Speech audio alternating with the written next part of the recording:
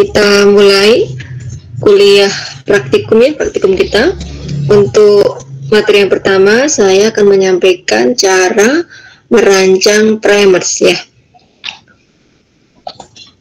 Nah, terkait teori tentang PCR, karena primer ini merupakan komponen PCR ya, salah satu komponen PCR, sudah disampaikan oleh Ibu Destik. Jadi untuk hari ini kita akan belajar bagaimana cara membuat primer yang nanti dapat digunakan untuk proses PCR ya, polymerase chain reactions. Oke, jadi primer ini adalah suatu oligonukleotida. Disebut oligonukleotida karena panjangnya itu antara 20 sampai 30 nukleotida ya. Kalau sangat panjang kan namanya polinukleotida ya, tapi karena primer ini tidak terlalu panjang maka dikenal dengan oligonukleotida. Nah, primer itu dapat dirancang gitu ya, untuk memiliki urutan yang komplement dengan DNA cetakan atau DNA template ya. DNA yang digunakan sebagai cetakan untuk PCR. Primer dirancang agar menempel dan mengapit daerah tertentu pada DNA yang kita inginkan. Nah, pada saat PCR, untuk PCR yang sederhana ya, kita menggunakan minimal 2 buah primer atau sepasang primer yang diberi nama primer forward disingkat dengan PF dan primer reverse disingkat dengan PR. Nah, ini adalah gambaran DNA yang warna merah ini adalah DNA. Kemudian ini adalah yang warna pink ini adalah gen yang akan kita PCR. Sehingga untuk mengisolasi gen yang warna pink ini kita rancang sepasang primer ya. Jadi primer forwardnya ini yang diberi warna biru. Kemudian primer reverse-nya adalah yang diberi warna kuning ya. Nanti harapannya kita hanya akan mengamplifikasi gen yang berwarna pink ini. Oke, nanti dengan menggunakan urutan nukleotida yang sudah Anda cari pada pertemuan mencari urutan gen ya di NCBI, itu nanti dapat digunakan sebagai cetakan untuk merancang primers ya, atau mendesain primer. Nah, ini saya menggunakan urutan nukleotida dari gen insulin, di mana ukurannya adalah 315 pasang basa ya. Jadi gen saya ini berukuran 315 pasang basa. Nah, saya ingin melakukan PCR terhadap gen ini, sehingga tahap pertama adalah saya merancang primers. Ini saya tandai ya, saya tandai 20 basa pertama itu dengan warna kuning, dan 20 basa terakhir dengan warna merah. Ini menunjukkan posisi primer yang akan saya desain, yang akan saya rancang. Ya, oke. Jadi nanti tahap pertama Anda harus menuliskan dulu UNT 5 aksen 3 aksen. Jadi Anda pasti masih ingat bahwa NCBI itu hanya menuliskan satu UNT, yaitu UNT 5 aksen ke 3 aksen. Nah, saya menuliskan 20 basa pertama saya beri warna kuning, dan 20 basa terakhir saya beri warna merah ya. Nah, yang ini, yang titik warna putih ini mewakili yang ini ya, yang panjang ini. Yang warna putih, basa-basa warna putih ini saya wakilkan dengan diberi tanda titik-titik ini. Jadi nanti silakan ditulis dulu urutan 5 aksen 3 aksen. Kemudian yang kedua adalah Anda membuat komplemennya gitu ya, komplemen. Jadi kalau ini 5 aksennya A, 3 aksennya T begitu ya, dan seterusnya. Begitu juga dengan 20 basa terakhir. Nah, setelah Anda memiliki 2 UNT DNA, baru Anda bisa merancang primers. Ini adalah primer forwards yang saya beri warna sama-sama biru ya, yang ini 5 aksen 3 aksen. Yang di atas ini adalah primer reverse ya, dengan arah 5 aksen 3 aksen ke sana. Jadi kalau Anda lihat primer forward ini kan sama dengan urutan yang di sini ya, ATG, ATG begitu ya. Sedangkan primer reverse itu sama dengan urutan yang di sini. Nah, komplemennya soalnya ya. Nah, kemudian kalau Anda ingin menuliskan urutan primernya, maka nanti silakan ditulis seperti ini, primer forward, UNT 5 aksen ke 3 aksen. Anda tulis urutannya. ATG, GCC, CTG dan seterusnya. Primer reverse, nah ini yang saya perhatikan. Primer itu ada ketetapannya atau konsensusnya harus ditulis dari arah 5 aksen ke 3 aksen, ya. Primer reverse 5 aksen 3 aksen, sehingga nanti urutannya bukan ACC TCT, tapi adalah CTA dan seterusnya. Karena tadi dia dari arah 5 aksen ke 3 aksen. Gitu ya. Nah, kemudian setelah Anda merancang primer, nanti ini urutannya itu dikirimkan gitu ya. Jadi kalau saya dulu pengalaman pribadi setelah merancang primer, urutan yang saya buat, kemudian kita mengirimkan urutan itu kepada suatu perusahaan pembuat primer ya. Jadi ke Singapura saya dulu ya memesan primernya. Kita mengirimkan urutan, kemudian kita email ya ke perusahaan yang di Singapura, kemudian dia akan mengirimkan begitu ya, mengirimkan primernya berupa cairan ya. Jadi primer itu hanya berupa cairan saja, cairan bening gitu ya. Kita akan mendapatkan 2 tabung Eppendorf yang kecil, satu adalah primer reverse, satu primer reverse gitu ya, berupa cairan bening gitu. Nah, kemudian setelah merancang primers ya, kemudian kita harus menganalisa dulu primer kita itu bagus atau tidak gitu ya. Karena ada yang namanya syarat primer yang baik ya. Kurang lebih seperti ini. Yang pertama, primer itu panjangnya tertentu ya, tidak boleh terlalu pendek ataupun terlalu panjang. Kalau terlalu pendek nanti nggak spesifik, dia bisa menempel di bagian mana saja dari DNA ya. Jadi dia panjangnya berkisar ini 18-30 atau kadang yang menyebutkan pustaka 20-30 gitu ya. Kemudian yang kedua ada namanya parameter temperatur melting ya, TM, atau suhu leleh ya. Jadi suhu yang diperlukan agar 50% DNA terdenaturasi menjadi untai tunggal. Jadi sebelum PCR kan Anda masih ingat ya ada denaturasi, itu nanti ada namanya nilai TM ya, seperti ini. Nah, ada pustaka dikatakan baik jika nilai TM primer itu berkisar antara 52 sampai 58 ya, plus minus 2 ya, karena ada menyebutkan 50 sampai 60 nggak apa-apa ya, ini plus minus 2 derajat. Nah, nanti Anda bisa menentukan nilai TM-nya dengan rumus ini. Nilai TM masing-masing primer ya, TM primer forward, primer reverse, itu dihitung dengan rumus 2 dikalikan jumlah basa A plus T gitu ya, ditambah 4 kali basa G plus C. Nanti kita latihan cara menghitungnya ya.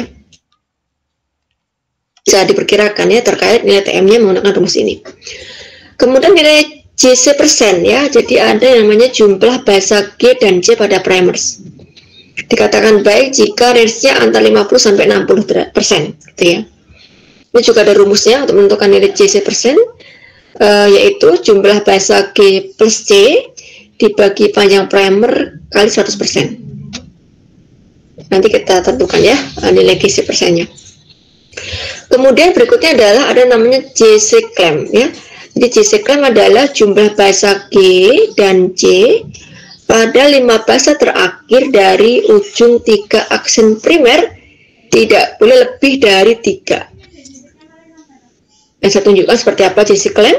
Kemudian yang terakhir spesifik ya, primer itu hanya boleh menempel pada DNA yang akan kita amplifikasi, DNA target kita gitu. Oke, ini JC claims ya, saya katakan tadi JC claim adalah jumlah basa G dan C dari 5 basa terakhir pada ujung 3 aksen. Nah, jadi nanti Anda fokusnya di ujung 3 aksen dari primers. Lihat 5 basa terakhir, kemudian hitunglah berapa jumlah basa G dan C.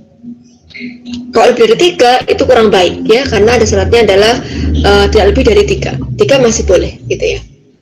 Nah, seperti ini. Jadi kalau dari primer saya ini JC claim-nya adalah 1. Jadi hanya ada 1 basa C, tidak ada basa G. Masih cukup baik gitu ya. Ini primer berikutnya sudah diberi tanda ya. Ini memiliki JC claim sebanyak 2 ya. Yang terdiri atas dua-duanya adalah basa sitosin. Berikutnya satu basa G, JC claim-nya 1, dan yang lain adalah ini JC claim-nya adalah 2, yang terdiri atas 1 basa C dan 1 basa G. Itu ya. Ini cara menentukan GC claim ya, jumlah bahasa Q dan C pada 5 bahasa terakhir dari ujung 3 aksen primers. Oke. Baik, kita akan mencoba menentukan nilai TM dan nilai GC. Nah, seperti ini ya. Ini primer saya. Ini silakan ditulis seperti ini. Primer forward, ini urutannya seperti apa. Kemudian tentukan TM-nya. TMPF ya. TM dari primer forward. Rumusnya Anda tulis dulu ya, 2 A plus T tambah 4 B plus C. Jadi ini 2, bahasa A-nya 3, Anda hitung ya, 1, 2, 3. Bahasa T-nya ada 4, ini dihitung T-nya berapa, ditambah 4 kali 6 plus 7, jumlah bahasa Q dan C. Ketemu nilainya ya. Nanti Anda tentukan masing-masing primer pasti berbeda-beda ya. Nah, GC persen. Nah, GC persen juga ini Anda bisa tentukan gitu ya. Jadi jumlah G dan C-nya berapa? Oh, ini ada 13 ya. 6 plus 7 dibagi panjang primers 20 kali 100%. Ketemulah nilai GC persen. Ya. Nah, ini 65%. CC claim, nah Anda bisa lihat ya, ini 5 bahasa terakhir, bahasanya adalah apa ini? CGC, CT. Nah, berarti Anda hitung jumlah C-nya ada 3, G-nya 1, total ada 4. Jadi ini kurang baik ya. Nanti ini Anda tentukan juga untuk primer reverse gitu ya, berapa TM-nya, berapa CC persennya, berapa CC claim-nya. Oke, ini adalah cara konvensional merancang primers ya. Caranya tidak menggunakan software seperti ini gitu ya. Nah, kemudian sekarang sudah banyak software di Google, itu kita bisa menggunakan cara gratis ya. Beberapa software untuk merancang primers ya. Nanti juga bisa menggunakan NCBA, silakan eksplorasi NCBA-nya. Di situ juga menyediakan jasa merancang primer atau ada software merancang primers. Tapi ini nanti kita akan menggunakan software yang namanya Primer Tree. Ini ya. Oke, jadi kita akan latihan dahulu. Ini saya stop dulu PPT saya. Saya akan membuka Google, gitu ya.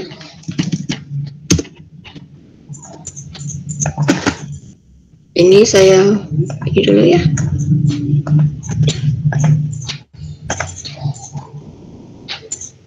Nah, seperti ini ya. Sudah kelihatan halaman Google saya? Belum, Bu. Belum, Bu. Oh, sebentar, ini tertutup sebentar ya. Ini tiba-tiba putus ya saya buka kembali sebentar. Sudah kelihatan, Mbak, Google-nya? Belum, Bu. Oh, belum, baik ya. Saya stop dulu saja. Sebentar ya. Kita tunggu sebentar.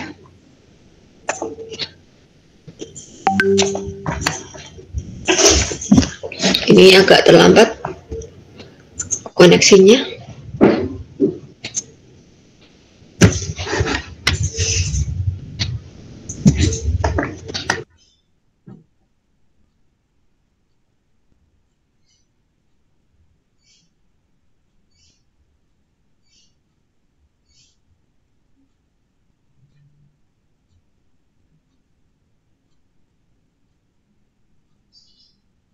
Sebentar ya, saya belum bisa membuka kolom untuk share screen. Sebentar ya, kita tunggu dulu. Ini juga masih. Baik, Bu. Oke, kita mulai lagi dari ini, membuka halaman Google. Sudah kelihatan Google-nya? Sudah kelihatan belum ya, adik-adik? Oh, ini putus lagi nih terus saya. Ya, ini ada gangguan terkait koneksinya.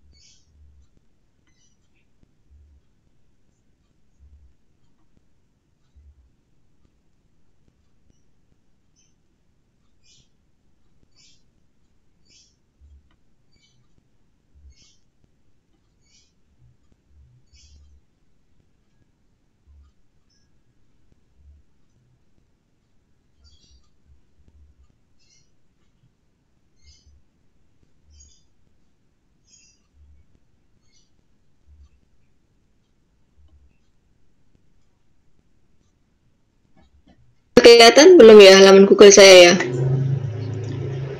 Belum, Bu. Belum juga. Oh, berarti saya sudah kelihatan tuh. Saya stop dulu aja deh. Saya ulang lagi ya, sebentar. Oh, ini baru mau. Keluar. Oh ya, sebentar. Ini udah saya sebentar ya. Oke. Sudah belum ya? Oh, sedang kita tampilkan. Sudah, Bu, terlihat. Oke ya. Baik, nah nanti silakan Anda membuka Google, kemudian Anda ketik primer tree ya, primer tree seperti ini. Nah itu Anda telusuri.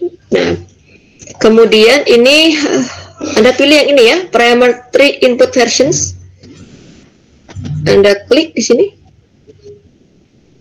Nah, akan nambah halaman seperti ini ya, halaman dari primer tree.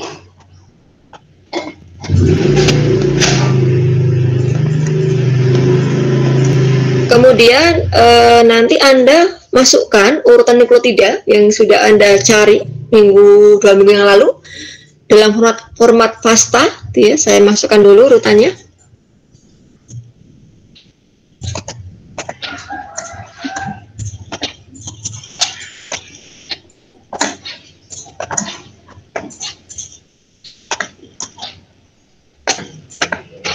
Nah ini seperti ini ya.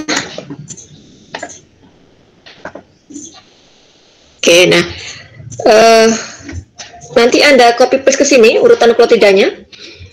Nah sebenarnya Anda bisa men-set ini ya. Ini Anda bisa mengatur sesuai keperluan. Nanti kalau memang Anda S2 atau S3 tertarik dengan bioteknologi, membuat primer, ini bisa Anda ubah-ubah parameter ini ya. Primer size-nya mau berapa TM dan sebagainya. Ini bisa Anda ubah-ubah.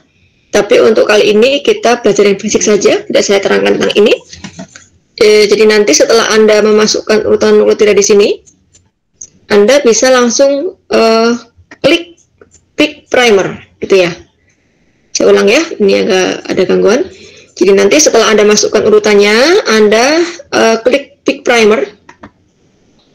Nah, akan nampak seperti ini, gitu ya. Anda akan lihat hasilnya, outputnya akan ditunjukkan bahwa software ini memberikan beberapa pasang primer. Ini yang pertama ini ya, primer ini pasang. Kemudian ini yang kedua, 3, 4, 5. Jadi dia memberikan opsi 5 pasang primer. Nanti biasanya kita masing-masing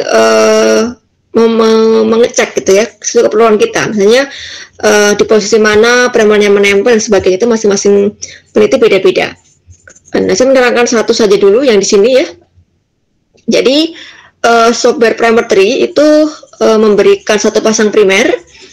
Di sini posisinya ya, bukan di awal gen, ya, bukan di awal dan di akhir, tapi dia di posisi mulai ke basa ke 140 nih ya. Ini adalah posisi primer forward. Di sini disebut dengan left primer. Jadi bukan forward reverse tapi left primer.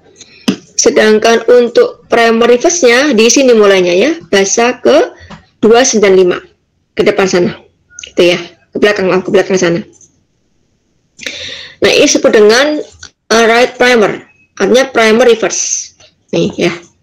Jadi urutan primer saya ya seperti ini, primer forwardnya ini GCT, reverse-nya adalah ini, oke ya. Kemudian primer ini juga ada informasinya terkait berapa nilai TM-nya, berapa GC persennya, dan seterusnya. Sudah di sini, gitu ya. Kemudian ini produk PCR. Jadi kalau primer itu untuk PCR, maka nanti akan ditunjukkan, akan diperlihatkan primer ini nanti menghasilkan produk berapa ukurannya. Jadi kalau Anda menggunakan primer ini, gitu ya, maka nanti akan dihasilkan produk PCR sebesar 315 pasang basa, misalnya begitu ya. Oh ini 156, maaf ya. Dan itu produk PCR-nya adalah 156 pasang basa, gitu ya. Jadi tidak mengambil lokasi semua. Tadi kan total 315 ya gen saya, tapi karena primernya di sini posisinya, maka dia hanya akan memberikan produk PCR sebesar 156 pasang basa, gitu ya. Ini juga sama yang lain. Misalnya dengan primer ini, maka nanti produk PCR-nya adalah sebesar 155 pasang basa, gitu ya. TM-nya diketahui, GC% diketahui, dan seterusnya. Ini gambaran ya bagaimana kalau Anda menggunakan software primer tree untuk merancang primer. Oke, nanti Anda silahkan melakukan sendiri, mencoba gitu ya. Kemudian setiap tahapan pekerjaan itu Anda screenshot, Anda susun dalam PPT, kemudian Anda konversi menjadi PDF ya, baru dikirimkan ke saya gitu ya. Anda akan saya kirimkan tentang tugasnya seperti apa. Setelah ini akan saya kirimkan di @link ya terkait tugas gitu. Oke, sebelum saya masuk ke materi kedua tentang enzim restriksi, apakah ada pertanyaan? Enzim restriksi? Ini tentang primers. Ya, silakan Mbak. Jadinya kita menghitungnya itu menghitung GC persen TM gitu pakai manual Bu, yang tadi yang dijelasin tadi. Kalau ini nah, nanti di tugas ada dua. Iya, jadi ada di tugas ada, sudah saya jelaskan Mbak apa yang harus dikerjakan ya.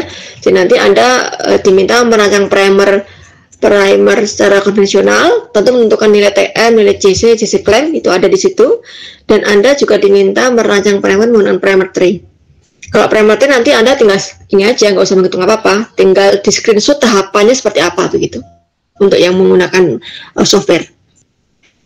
Begitu ya Mbak Mutia? Ya, betul. Iya. Ini sudah saya tuliskan di tugas yang akan saya kirimkan nanti ya. Apa yang harus dikerjakan oleh mahasiswa. Oke ya. Ada lagi? Saya persilahkan.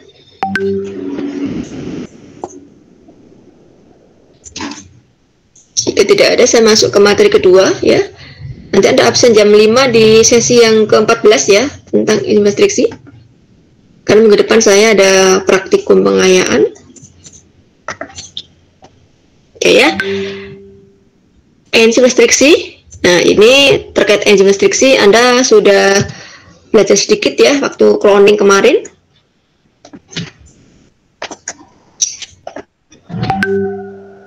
Nah, jadi seperti penjelasan saya kemarin bahwa enzim restriksi adalah enzim yang berfungsi memotong DNA gitu ya.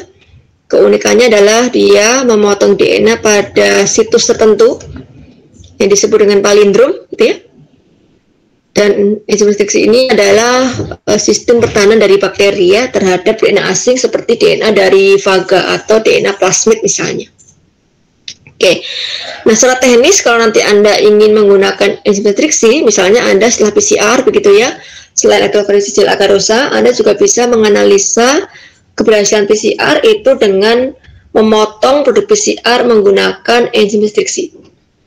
Atau kemarin misalnya Anda menganalisa hasil transformasi dengan enzim restriksi, gitu ya. Jadi bisa banyak manfaatnya atau banyak aplikasinya terkait enzim restriksi. Nah, secara teknis nanti kalau Anda mau memotong DNA, ya Anda tinggal mencampurkan saja ya semua komponennya yang terdiri atas DNA yang akan dipotong gitu ya. Kemudian buffer untuk enzim gitu ya.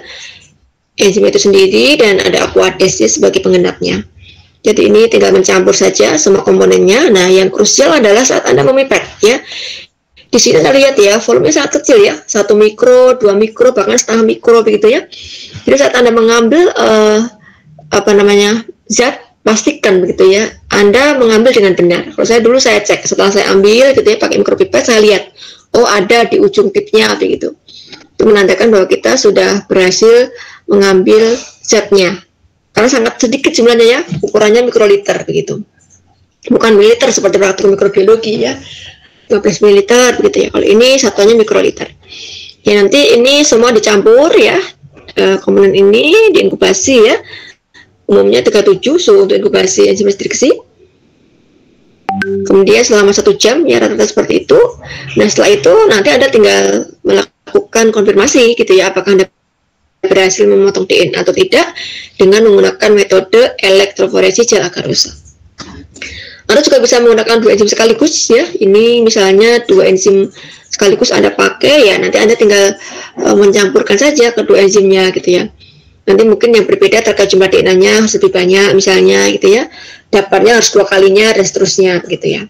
Ini juga bisa Anda lakukan sama seperti yang tadi, dicampur semua komponennya, diinkubasi, kemudian Anda konfirmasi dengan elektroforesis gel agar rusak.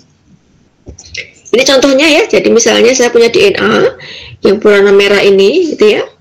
Ini total berukuran 400 pasang basah, 50 tambah 150 tambah 200 ya, 400 pasang basah. Kemudian ini saya potong menggunakan 2 enzim restriksi. Saya beri simbol ER1, ER2 ya. Nah, jadi nanti masing-masing enzim ini memiliki sisi pemotongan yang berbeda. Sehingga nanti hasil potongannya itu tidak sama panjang ya. Jadi kalau Anda lihat, saya contohkan di sini R1 di sini posisi memotongnya gitu ya. R2 di sini. Sehingga nanti akan diperoleh 3 potongan ya. Saya beri simbol A, B dan C yang masing-masing berbeda ukurannya. Yang A ini berukuran 50 pasang basah ya, contohnya seperti itu. Yang B 150, yang C 200 pasang basah. Nah, kemudian ini Anda konfirmasi dengan elektroforesis gel agar rusak. Nah, seperti ini. Nanti ini Anda berikan marka DNA, silakan bebas ukurannya. Yang penting gen yang kita ingin analisa masuk dalam range itu, begitu ya. Kemudian ini sampel yang dipotong. Ini yang hasil pemotongan. Nah, Anda bisa bedakan ya. Kalau tidak dipotong, maka nanti hanya ada satu pita berukuran utuh sebesar 400 pasang basah. Yang ini ya, utuh, tidak terpotong, berukuran 400 pasang basah. Nah, tetapi setelah Anda potong dengan 2 enzim, maka akan dihasilkan 3 fragmen ya. Fragmen A 50, fragmen B 150, fragmen C 200. Jadi polanya berbeda seperti ini ya. Oke, ini sebagai cara untuk mengkonfirmasi apakah Anda sudah berhasil memotong DNA atau belum. Nah, ada suatu software yang bisa digunakan untuk menganalisa ya enzim apa saja yang bisa memotong DNA kita. Menggunakan ini ya, salah satunya adalah menggunakan Restriction Mapper ya, version 3. Ini versi yang terbaru ini ya. Oke, jadi nanti kita akan berlatih menggunakan software ini, gitu ya. Ini saya stop dulu PPT saya masuk dulu ke halaman Google ya. Oke.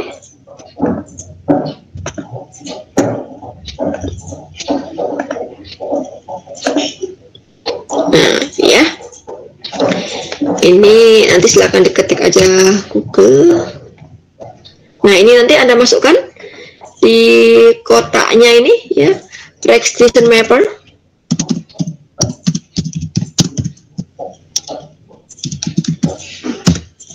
Anda telusuri. Nah, di bagian atas ini ada alamatnya, Anda klik.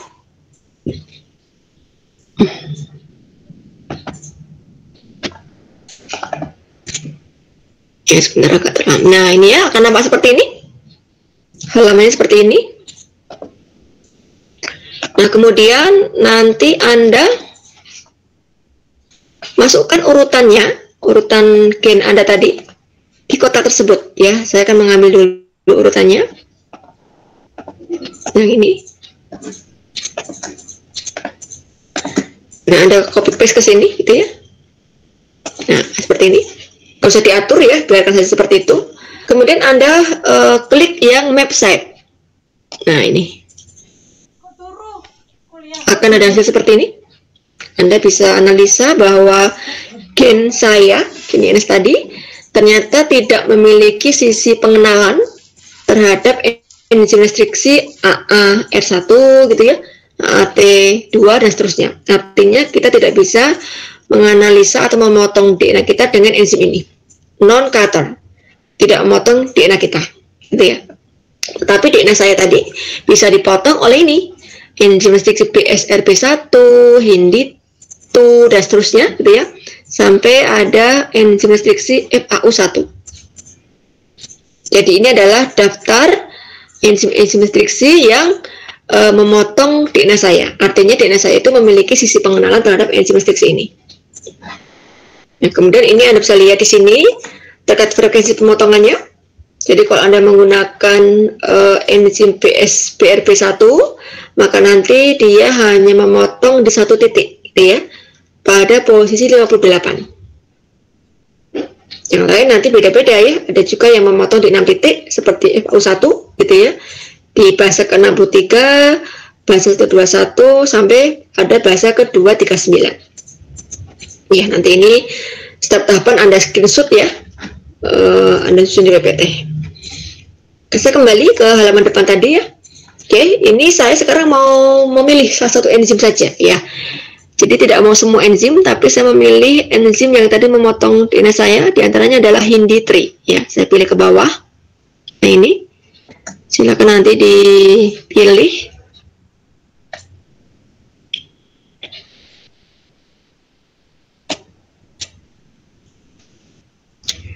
Sebentar ya, saya memilih ini alfabetik ya, nanti Anda bisa memilih salah satu.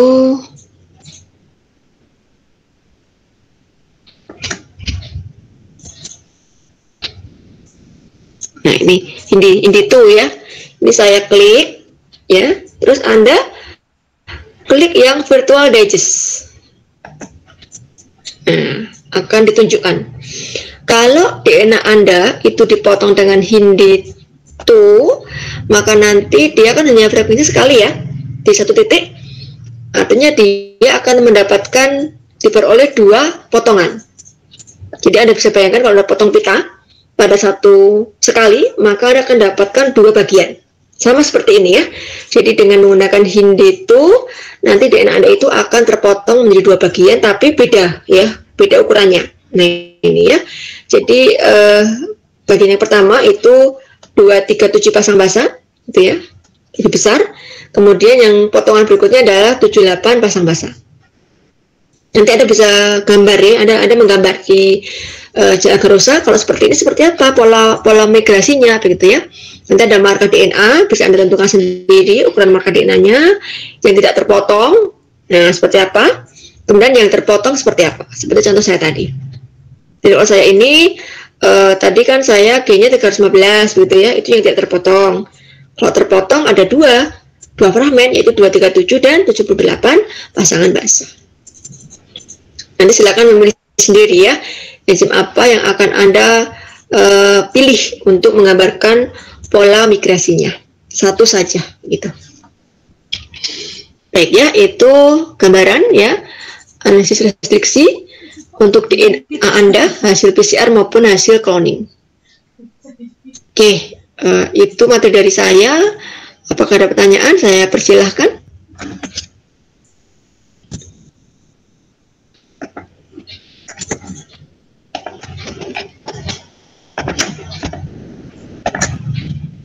Ada yang mau ditanyakan?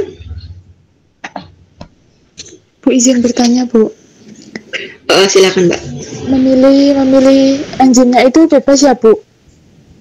Bebas, monggo. Anda memilih yang frekuensinya 1 kali boleh, 2 kali boleh, ya. Tapi tadi ya, terus digambar ya profil elektroforesisnya. Setelah Anda pilih salah satu enzim, Anda lihat seperti apa virtual digestnya, terus Anda gambar pola elektroforesisnya menggunakan gel agarose. Markanya bebas ya, Anda silakan menentukan sendiri ukuran marka DNA-nya. Jadi silakan Mbak bebas saja ya pemilihan enzimnya. Begitu ya Mbak. Baik Bu. Ada yang lain silakan.